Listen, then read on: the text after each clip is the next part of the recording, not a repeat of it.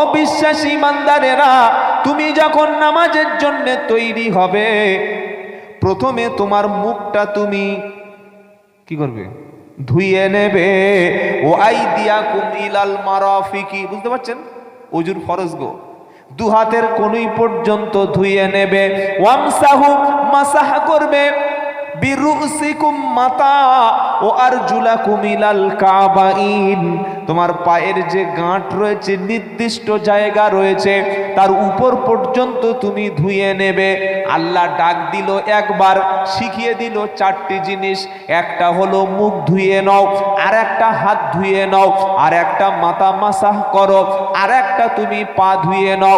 চারটি যখন হয়ে গেল, এই অবস্থায় তুমি এবার নামাজ পড়ো, এই অবস্থায় তুমি কোরআন পড়ো, এই অবস্থায় তুমি যত ভালো ভালো কাজ আছে সব কিছু করো।